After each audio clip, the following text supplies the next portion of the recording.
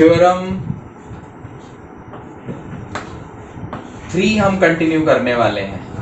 If A and B are non singular matrix of same order, तो AB यानी कि multiplication of AB both the matrix and BA, इसका reverse में अगर multiply करें, are also non singular matrix, वो उस केस में नॉन सिंगुलर मैट्रिक्स होंगे। ठीक है, दिस वाज अबाउट। अगर मैं थोड़ा सा और आपको बताऊं, यहां पर इसका मतलब नॉन सिंगुलर का मतलब आपको पता है कि determinant of A is not equal to 0 and determinant B is also not equals to 0, तब ये नॉन सिंगुलर मैट्रिक्स होंगे।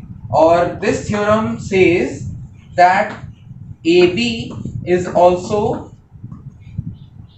Non singular and BA is also non singular matrix. बस ये थ्योरम जो है इतनी सी बात कहती है। थ्योरम 4, अब देखो थ्योरम 4 क्या कहती है। कहती है कि AB determinant is equal to determinant A into determinant B। ये भी बहुत इंपॉर्टेंट थ्योरम है। देखो अभी इसका यूज हम कैसे कैसे करके दिखाएंगे। देखो दिस इज थ्योरम नंबर 4। अच्छा, यहां पर कुछ चीजें ध्यान रखिएगा। ये जो AB है, पहले तो मल्टीप्लिकेशन इसकी पॉसिबल होनी चाहिए, ठीक है। और ये स्क्वायर, अब डिटरमिनेंट निकाल रहे हैं तो स्क्वायर मैट्रिक्स होने चाहिए, ये भी कंफर्म हो गया, ठीक है। और दूसरी बात,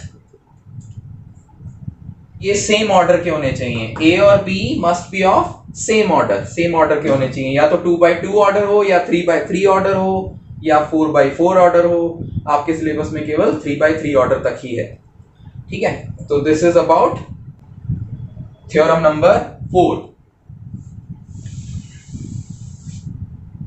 ठीक है। इसमें ज्यादा कुछ था नहीं।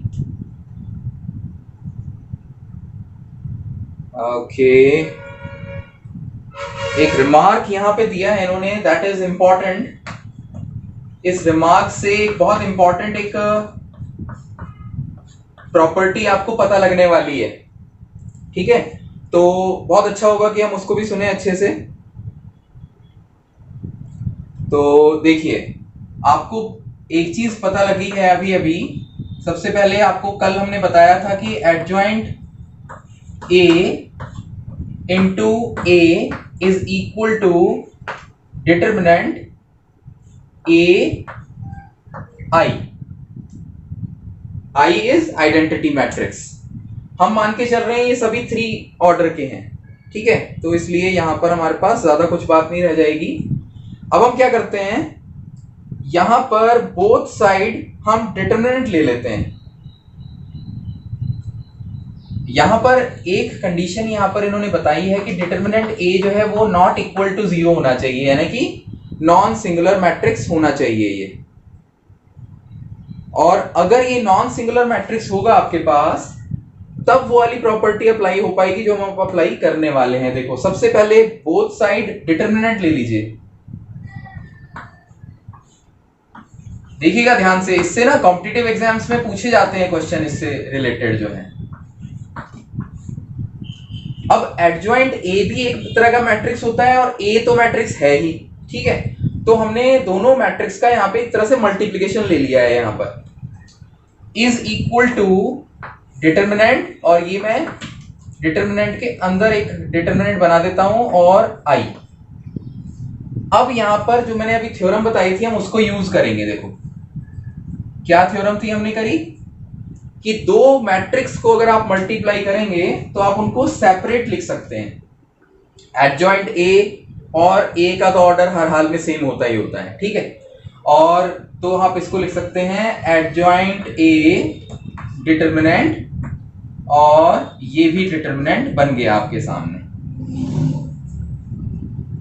Is equal to. अब डिटरमिनेंट A जो होता है ये कोई स्केलर वैल्यू होगी, कोई भी वैल्यू होगी, ये उसको आप अलग करके रख सकते हैं। आपको बताया गया है डिटरमिनेंट में, जब आप मैट्रिक्स वाले पार्ट में हमने देखा था तो ये डिटरमिनेंट ए को अलग कर दो आप, ये कोई के की तरह है, के बाहर आ गया, ठीक है, और यहां पर ये आई आ गया आपके पास। नहीं, ये कुछ इस तरह से नहीं होगा, इसको पहले मल्टीप्लाई करना पड़ेगा यार। देखो ये ऐसा करते हैं हम, डिटरमिनेंट ए, इसको मल्टीप्लाई करेंगे हम इस आई से। आई मतलब 1 0 0 0 1 0 0 0 1, एक आइडेंटिटी मैट्रिक्स हो गया आपके पास। अब इस आइडेंटिटी मैट्रिक्स को, और ये डिटरमिनेंट का साइन तो है ही अभी, देखो मैंने अभी यूज नहीं करके दिखाया आपको, यूज अभी डिटरमिनेंट वाला साइन अभी यूज करेंगे हम। ये जो डिटरमिनेंट ए है इसको अंदर मल्टीप्लाई, ये जो डिटरमिनेंट ए इसको अंदर मल्टीप्लाई कर देते हैं सिंपल, तो ये हो जाएगा आपके पास डिटरमिनेंट ए 0 0 और 0 डिटरमिनेंट ए 0 0 0 डिटरमिनेंट ए। देखो यहां पे हुआ क्या, यहां पे मैंने दो काम एक साथ किए। पहले तो डिटरमिनेंट ए की मल्टीप्लाई पूरे मैट्रिक्स से करी। आपको पता है मैट्रिक्स में क्या होता है, अगर आप किसी नंबर की मल्टीप्लाई करते हैं तो पूरे ये मैट्रिक्स के हर एक एलिमेंट में मल्टीप्लाई हो जाती है। लेकिन डिटरमिनेंट में अलग केस होता है, या तो किसी एक रो में मल्टीप्लाई होती है या किसी एक कॉलम में मल्टीप्लाई होती है। लेकिन अभी तक ये क्या है, एक मैट्रिक्स है, तो मैट्रिक्स में एक नंबर की मल्टीप्लाई हो गई है और उसके बाद जो मैट्रिक्स बना है उसका डिटरमिनेंट फाइंड कर दिया। देखो कुछ इस तरीके से। अगर आप इसका एक्सपेंशन करेंगे तो how it will B determinant A, और इसका एक्सपेंशन करोगे तो इसकी मल्टीप्लाई हो जाएगी, यानी कि determinant A square. So in that way it will be power 3, determinant A is to power 3। तो फाइनली ये है वैल्यू किसकी, एडजॉइंट ए डिटरमिनेंट ए। ये डिटरमिनेंट ए यहां पे जाके इसको एक पावर को माइनस कर देगा, तो it means adjoint A is equals to adjoint determinant A square। तो ये एक फॉर्मूला है, बहुत अच्छे से ध्यान रखिएगा, बहुत इंपॉर्टेंट फॉर्मूला है।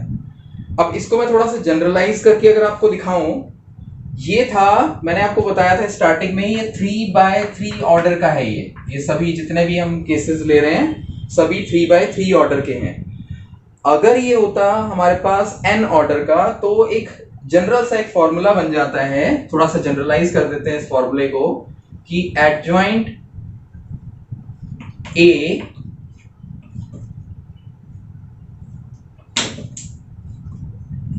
Is equal to n-1, like this if order is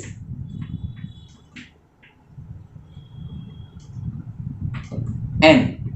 अगर ऑर्डर n है मैट्रिक्स A का, ये एक छोटा सा जनरलाइज मैंने करके आपको दिखा दिया इस बात में, ठीक है। You can remember this formula. ये कॉम्पिटिटिव एग्जाम्स में काफी पूछा जाता है, बोर्ड्स में भी 1-1 मार्क्स में क्वेश्चन आपको पता है ज्यादा पूछे जाएंगे, तो इससे रिलेटेड क्वेश्चन डेफिनेटली पूछा जा सकता है इन दोनों से।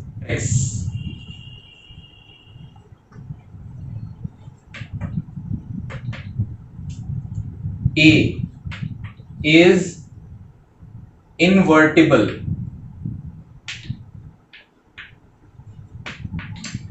इन्वर्टिबल का मतलब होता है जिसका इन्वर्स निकालना पॉसिबल हो। Invertible if and only if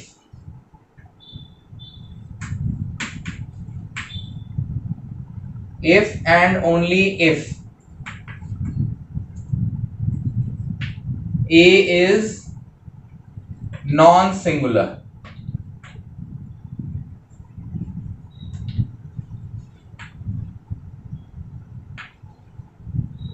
matrix. Okay, चलो फटाफट सुनते हैं इस थ्योरम को। यहां पे हमें थोड़ा प्रूफ भी करना पड़ेगा, दिखाते हैं आपको प्रूफ करके, काफी आसान ही है। Theorem 4, a square matrix A is invertible if and only if A is non-singular matrix। It means determinant A is not equal to 0। अब अगर वो 0 हो जाएगा तो उसका इनवर्स निकालना क्या पॉसिबल होगा? 0 का इनवर्स तो इनफाइनाइट हो जाता है ना, तो इसलिए वो कह रहे हैं कि वो नॉन जीरो होना चाहिए उसकी वैल्यू, और यानी कि नॉन सिंगुलर। अच्छा, तो चलिए हम पता लगाते हैं इसके बारे में, इनवर्स के बारे में। और चलिए एक एक करके प्रूव करते हैं। यहाँ पर पहली बात इन्होंने बोला है ए बी इक्वल टू आई। ये कंडीशन होती है कि ए और बी एक दूसरे के इनवर्स हैं। जब हम मैट्रिक्स में इनवर्स पढ़ रहे थे तो वहां पे ये वाली चीज आई थी हमारे पास, ए बी इक्वल टू आई और बी ए इक्वल टू आई, ये दोनों आया था उसमें, बी ए इक्वल टू आई। ठीक है, उसके बाद यहां पर बोल रहे हैं अगर यहाँ पे डिटर्मिनेंट फाइंड करते हैं आप इसका, तो what this will be, determinant A B is equal to determinant I. और अगर आप इसको सिंप्लीफाई करें तो this will be determinant A into determinant B, अभी जो मैंने आपको थ्योरम बताई थी। और डिटर्मिनेंट ऑफ आइडेंटिटी मैट्रिक्स जो होता है वो 1 होता है। तो आप यहां पर देख पाएंगे कि ये जो b है वो उसका पॉसिबल ही नहीं है। अगर वो यहां पर ए बी इंटू 1, मतलब अगर मैं कहूं कि डिटर्मिनेंट ए कोई वैल्यू है और डिटर्मिनेंट बी भी कोई वैल्यू है, इन दोनों का मल्टीप्लिकेशन होकर 1 आना केवल तभी पॉसिबल है जब ये दोनों के दोनों एक दूसरे के रिवर्स में लिखे, लाइक ए की वैल्यू हो गई 2 डिटर्मिनेंट ए और डिटर्मिनेंट बी की वैल्यू हो गई 1/2। ये केवल तभी पॉसिबल होगा 1 आना। ठीक है, अब यहां पर अगर डिटर्मिनेंट ए की वैल्यू अगर 0 हो गई तो इसकी वैल्यू 1/0 है ना, तो ये तो पॉसिबल ही नहीं है कुछ, ये तो इनडिटर्मिनेंट वैल्यू हो जाती है मैथ्स में, it is not equals to 1।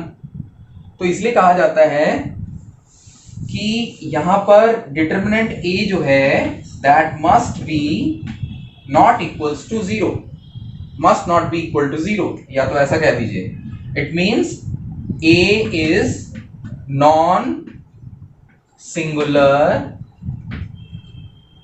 Matrix. कुछ इस तरीके से बात, a square matrix A is invertible if and only if A is non singular. अब हम कहेंगे कि if this is not equals to 0 यानी कि नॉन सिंगुलर, उस कंडीशन में ए इनवर्स एग्जिस्ट करता है। ये हमें प्रूव करना है इसका कन्वर्स। सबसे पहले हम लेट करेंगे A is non singular matrix, this means determinant A is not equals to 0, ये वाली बात होगी। अब आपको एक चीज हम सबसे पहले जो हमने बात करी थी कल कि A adjoint A is equal to determinant A I is equal to adjoint A. अब देखो यहां पर क्या हुआ, ये वाली हमने कल प्रॉपर्टी प्रूव करके दिखाई थी आपको कि A adjoint A is equals to determinant A I equal to adjoint A I, adjoint A. अब यहां पर हमें क्या पता लगाना है कि ए इनवर्स यहां पे एग्जिस्ट करता है। अब आप यहां पर एडजॉइंट ए की जगह क्या, सबसे पहले हम क्या करते हैं, ये जो डिटर्मिनेंट ए है ना, इसको पूरे में डिवाइड कर देते हैं। देखो पूरे में डिवाइड कर देंगे तो ये कुछ ऐसा हो जाएगा, देखो डिटर्मिनेंट ये A 1 determinant A adjoint A equal to I equal to 1 determinant A adjoint A और मैट्रिक्स ए। अब इस चीज को बहुत ध्यान से समझिएगा मैं जो कह रहा हूं।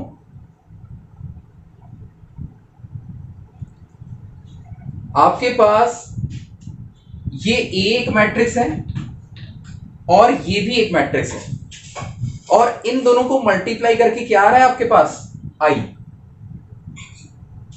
मतलब अगर मैं इस पूरे को बी कह दूं, थोड़ा समझाने के लिए, ए बी इक्वल टू आई मैंने कह दिया, तो ये पॉसिबल केवल तब होगा जब ये जो बी है वो ए का इनवर्स होगा।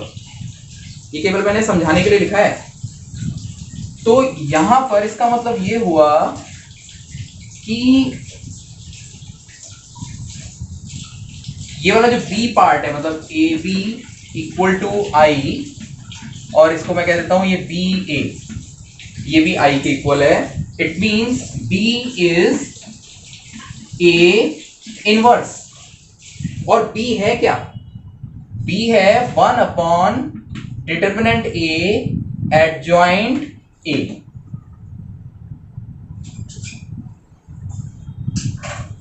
और ये कब पॉसिबल हो रहा है, जब डिटर्मिनेंट ए जो है वो नॉट इक्वल्स टू 0 है, यानी कि नॉन सिंगुलर मैट्रिक्स होना चाहिए ए, तब ये पॉसिबिलिटी बनती है।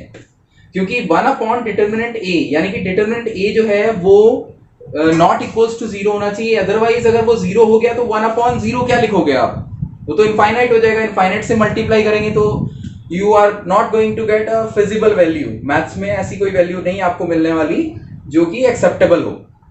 तो यहां पर ये नॉट इक्वल्स टू 0 होना चाहिए। सो ए बी इक्वल टू आई, यानी कि बी जो है वो ए इनवर्स के इक्वल होगा। ये हमको प्रॉपर्टी ऑलरेडी मालूम है, दिस वन, कि अगर ए बी आई के इक्वल है यानी कि बी ए का इनवर्स है, और अगर बी ए का इनवर्स है तो बी को आप लिख सकते हो ए is to power -1।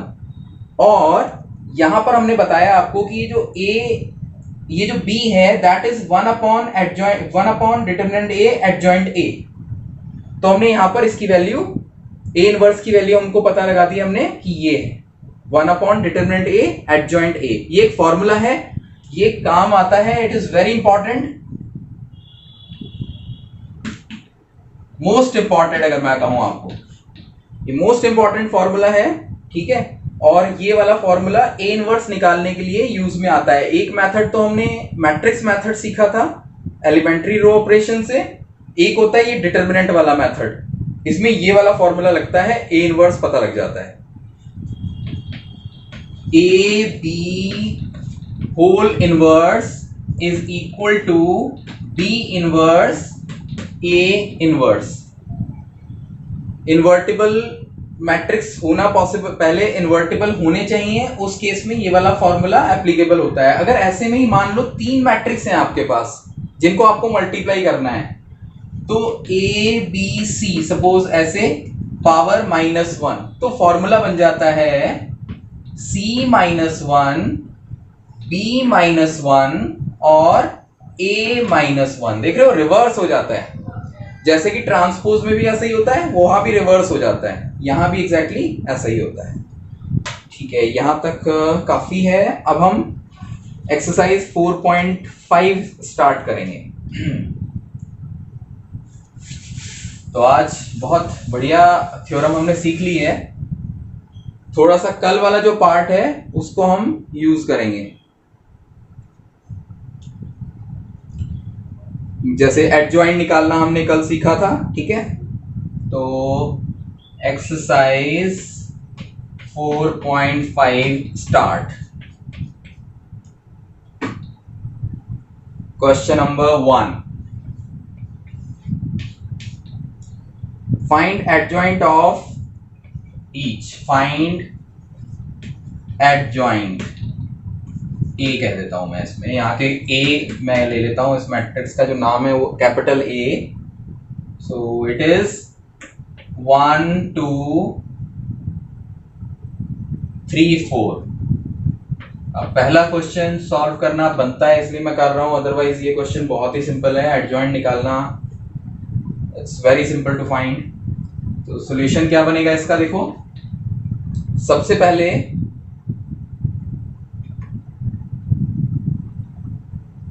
Adjoint A क्या होता है,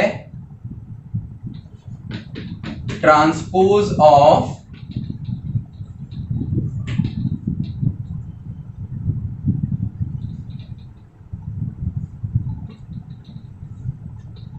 A11 A12 A21 A22 like this. तो इसका एडजॉइंट निकालेंगे तो क्या बनेगा हमारे पास, 1 का माइनर निकालेंगे, ये हो गया 4, फिलहाल मैं माइनर निकाल रहा हूं। 2 का माइनर हो गया 3, डायगोनली आ जाता है, आप लोग जानते हैं इस चीज के बारे में। ये 2 यहां आ गया और 1 जो है यहां चला गया। अब साइन के बारे में बताया था मैंने आपको, ऐसे शुरू होता है plus minus minus plus, plus minus minus plus, like this. और इसका भी ट्रांसपोज भी निकालना है, तो मैं यहां टी लिख देता हूं। So after finding transpose of this you will be getting adjoint of A, 4 minus 3 minus 2 और 1, ठीक। Okay, so this was about 2 by 2। अब 3 by 3 का एक एग्जांपल ले लेते हैं। हमारे पास क्वेश्चन नंबर 2 दे रखा है इन्होंने, वो आज का आखिरी क्वेश्चन होगा, फिर हम थोड़ी सी बात करेंगे, then we will sum up the class। तो ये हमारे पास question number 2, find adjoint A।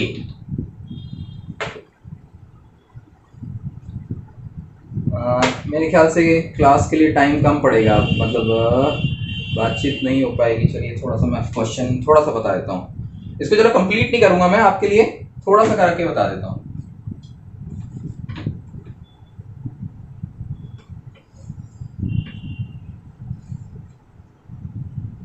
1 minus 1 2, 1 minus 1 2, 2 3 5, 2 3 5, minus 2 0 1, minus 2 0 1। Okay, so first of all हम फाइंड करेंगे कोफैक्टर मैट्रिक्स।